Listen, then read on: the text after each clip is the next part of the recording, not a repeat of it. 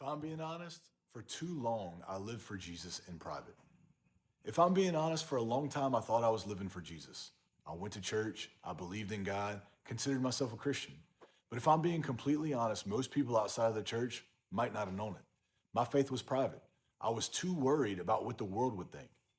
But Paul said this in Romans 1:16, "For I am not ashamed of the gospel of Christ, for it is the power of God unto salvation."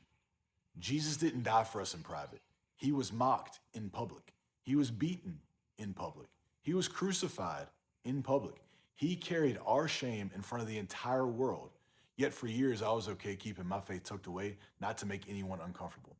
I wasn't denying Jesus. I just wasn't talking much about him outside of church. Then one day I started asking myself this: if Jesus was willing to die for me in public, why was I only willing to live for him in private? That question hit me pretty hard. Then I started thinking about something else that Jesus said in Matthew 5. "You are the light of the world. A city that is on a hill cannot be hidden.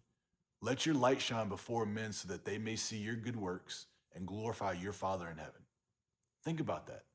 Jesus didn't call us to hide our faith. He called us to let it shine. Not so people would notice us, but so people would notice him. Because Jesus didn't simply call us to believe. He called us to follow him, to represent him, to make disciples, to be a light in a world that desperately needs him. And if I'm being honest, I still don't get it right all the time. There are still moments when I should speak up and don't. There are still opportunities that I miss out on. But I've learned that faith was never meant to stay inside the walls of a church building. The gospel is too good to keep to ourselves. So if I'm being honest, for too long I lived for Jesus in private. But now I'm thankful that God is teaching me what it means to live for him in public.